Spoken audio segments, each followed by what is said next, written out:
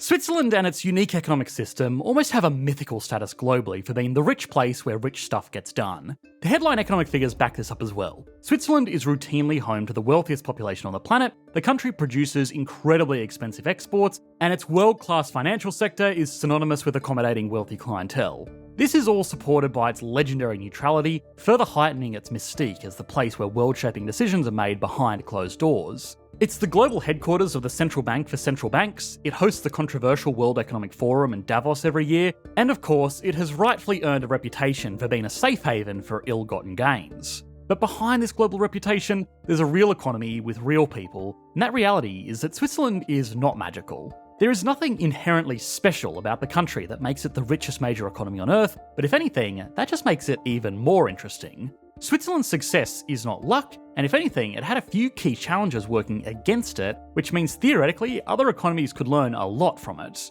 It also means that the outward success displayed to the world doesn't necessarily translate to the lived experience of average Swiss citizens, and its world-leading industries are not invincible. In fact, very publicly, they're starting to lose their luster, and in industries where reputation is everything, that could be a very bad sign. So, to understand the real economy of Switzerland, we have to, as always, answer a few important questions.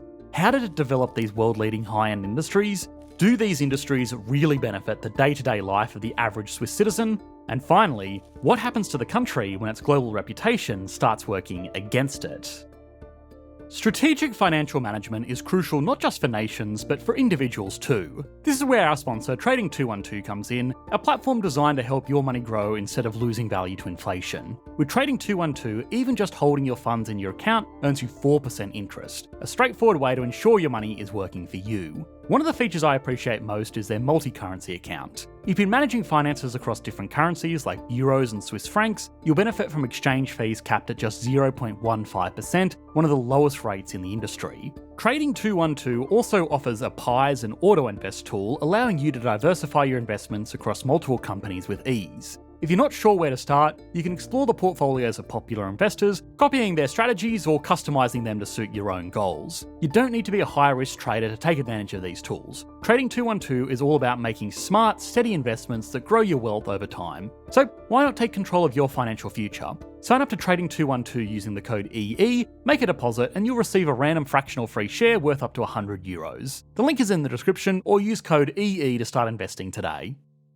Being a landlocked country doesn't lend a hand to independent prosperity in most countries, and with little to no natural resources like oil, Switzerland's ability to become this obscenely wealthy has never been a result of Venezuela-style extraction, but rather consistent collaboration with its neighbours.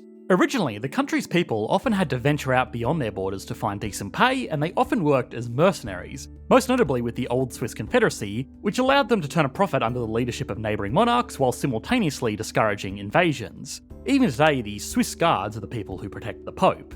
As far as true wealth is concerned, contrary to some reports claiming that Switzerland was wealthy by the start of the 20th century, although the seeds were planted, its major journey actually started during World War II. The reason for that is that the Swiss government embraced neutrality, acting as a haven for vast amounts of money, as well as supplying what was needed to anybody who had assets to spare. After the war, it was one of the few manufacturing bases on the continent that was left largely untouched, so it was able to supply for Europe at a time when it couldn't supply for itself. And with that, the world's soon-to-be richest middleman was born. But this was just the beginning.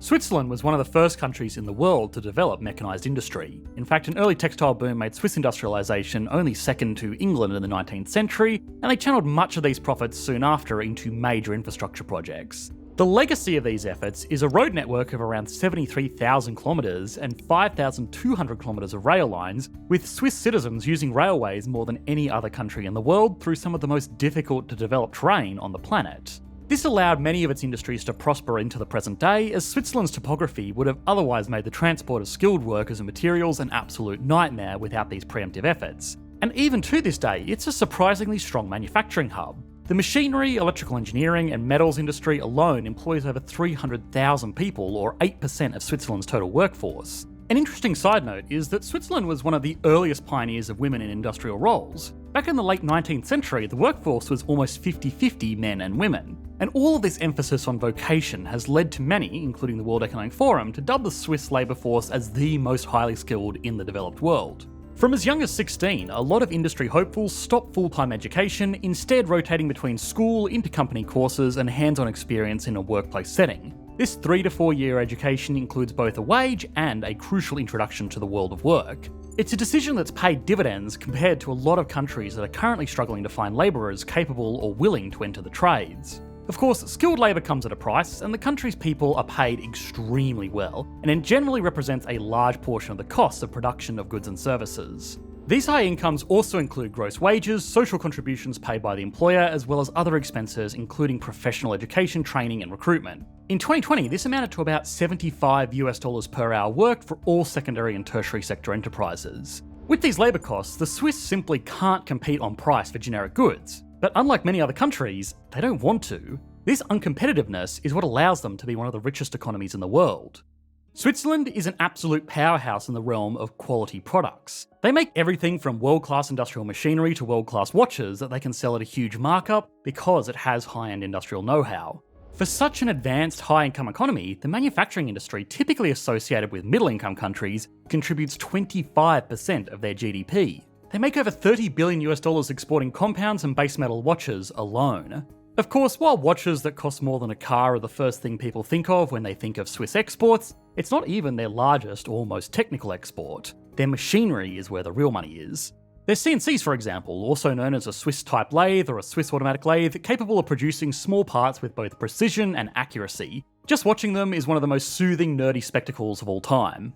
And because organisations are willing to pay for machinery that will provide incremental improvements that will be paid off over thousands of manufacturing runs, the Swiss machinery industry can charge a huge premium for their products, which means the Swiss people can be paid more since they're competing on quality, not on price, helping to keep its status as a high-income country.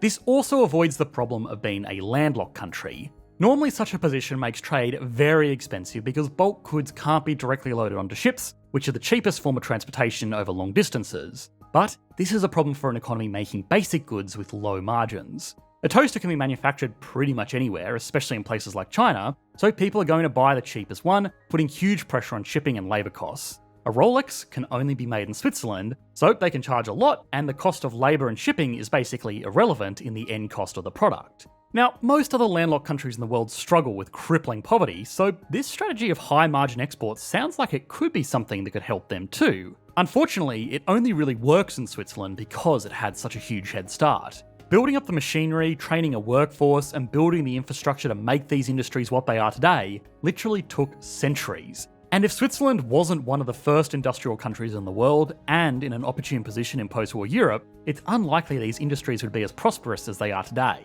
Wealth begets wealth, and Switzerland has been able to reinvest over a very long time. Plus, Switzerland can also bring in world-leading people in their respective fields and pay them more than they can make pretty much anywhere else. And this isn't even considering the greatest asset that Switzerland has, a trustworthy environment.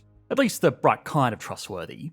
The country is made up of cantons which act as self-governing bodies. It also runs through a council where the head of state decisions are made by a committee. Of course, this does mean that things change incredibly slowly and bureaucracy is tedious. However, this is exactly what people operating in Switzerland want. They want to know that nothing is going to change in the place where they're doing business, even if it would be for the betterment of the population. This stability and perceived safety is a major component in the Swiss wealth machine that still needs to be addressed. The element that journalists, YouTubers, and pretty much everyone else watches like a hawk. It's banking and financial services.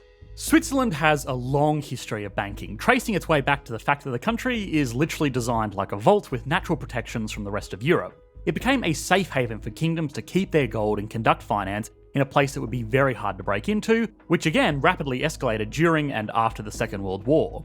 Even today, Switzerland is one of the best defended countries in the world, even though it's surrounded by very peaceful neighbours. Their citizenry is often cited as being well armed, and near places like the German border, every railroad and highway tunnel has been prepared to shut with explosives. Not to mention that the country itself is dotted with thousands of mountain bunkers that may or may not be filled with gold of dubious origin.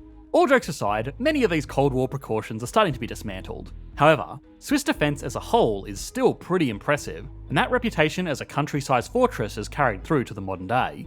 It's the home of the Bank for International Settlements, which is the central bank of central banks and is responsible for coordinating international funds transfers between entire countries. It was headquartered in Switzerland for the same reason that a lot of finance gets done in Switzerland. People trust it, And, upholding their long-standing tradition, it doesn't take sides. And honestly, it's rare to find a country that does both. People trust the US financial system, but it does clearly take sides. Switzerland has also historically not taken sides on legal issues either, where the country wouldn't cooperate with other countries' authorities after dirty money was kept in their Swiss banks. An example of this can be found in Switzerland's blocking statute, Article 271 of the Swiss Criminal Code. The statute makes it illegal to perform official acts on behalf of a foreign authority on Swiss soil, which includes gathering evidence for foreign proceedings, examining witnesses, and serving proceedings for foreign litigation.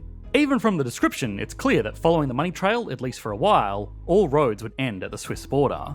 But this is changing, and now international pressure has meant that Switzerland is being forced to cooperate more and more with other countries, so it's not really the safe haven it was depicted as in things like The Wolf of Wall Street. And of course, it's not all criminal like Hollywood makes it out to be. Switzerland still does do a lot of legitimate financial services, but over-financialising the economy isn't always a good thing. It almost always leaves an economy vulnerable if the industry is heavily prioritised. Just last year, Credit Suisse, the second largest financial institution in the country, collapsed, causing a panic in an economy that was famed for its financial stability. Shake-ups of Credit Suisse's board, particularly in the aftermath of the Greensill and Archegos scandals, led to the loss of institutional knowledge at the lender, which left Credit Suisse's board unable to find long-term solutions to its shortcomings, even with buffers, leading to a poor risk culture inside the institution. Plus, even here, dirty dealings emerge, so it's, putting it lightly, a pretty mixed bag. Laundering money for Japanese gangs and Bulgarian traffickers, to kickbacks in Mozambique, tax evasion which involves superpowers like the United States, spying on former employees on their own soil, dealing with African dictators and jobs for business deals with Chinese officials in Hong Kong. Well, this isn't the rap sheet that reputable investors love to see. But what about the domestic issues? Do these industries, both clean and controversial, really benefit the day-to-day life of the average Swiss citizen? While the canton system has led to remarkable and enviable stability, one side effect of this is surprising regional disparity. The difference in income levels between cantons is bigger than the income levels between a lot of countries inside of Europe. And most of the wealth is concentrated in just two cantons, Zug and Schweiz. They all have different taxes, with the richest paying about 51%, laws, languages, mainly German, French and Italian, as well as respective traditions in each segment, so moving between cantons is almost like moving between countries. People make lots of money, but everything is expensive. Inequality is a real issue amongst cantons, and because of the cost of living, this pushes even average earners into stretching their personal finances. For families, this can mean as little as 3 people under a small roof can expect to spend between 4,000 and 8,000 Swiss francs per month on living expenses. These costs can vary depending on lifestyle and where they live in Switzerland, but it's staggeringly high for the average person nonetheless. This means that true Swiss quality of life is not that much different from a lot of other countries. Switzerland is also reshaping its domestic industries, which means growth has been slow, but again, if anything, slow and stable growth is exactly what the country wants. The country is amongst the richest in the world. It doesn't need strong growth to catch up anymore. Instead, it needs to focus more on domestic issues to make sure its amazing economic figures translate into real quality of life for its citizens. They are in a great spot to make lasting changes, but time is of the essence. Today, there are other countries that can provide the same services as Switzerland, especially due to Switzerland finally caving under the pressure and making moves to encourage greater transparency, which, although is an ethical decision, more and more information is being released that makes Swiss banking look less airtight than it was just a decade ago. The country isn't going to be able to coast on its reputation alone forever, and that's a big problem. Major headlines regarding mismanagement are not something that Switzerland can afford. Switzerland has a reputation that makes it almost ethereal. People from all over the world want to work or simply travel to the country because of the premium brand it has created for itself, and businesses, wealthy tourists and high net worth individuals have been willing to pay a premium for this brand recognition, which makes the country extremely rich. The challenge is that brands can go out of style very quickly. The products that the country produces are arguably the finest in the world, to the point where buyers usually don't even question the costs. Its banking system, although more exposed than ever before, still leaves analysts both perplexed and fascinated as to how such a small country has managed to act as Europeans' financial middleman for centuries. But without proper diversification, with an emphasis on financialisation, this channel has shown time and time again that reputations can dissolve overnight. The faith of international clientele can end swiftly, and eventually, what was once considered a financial miracle can become just another cautionary case study. For now, the country is fine, and of course, nobody can predict the future, least of all economists. But Switzerland is not magical. It's an ultra-high income economy that has demonstrated that it's really just a more expensive option in an increasingly competitive global economy. Now, some of those emerging competitors are the Gulf states that are spending trillions of dollars on making themselves into their own financial hubs to replace their oil industry. We've made an entire video analysing the viability of that, which you should be able to click to on your screen now. Thanks for watching, mate. Bye.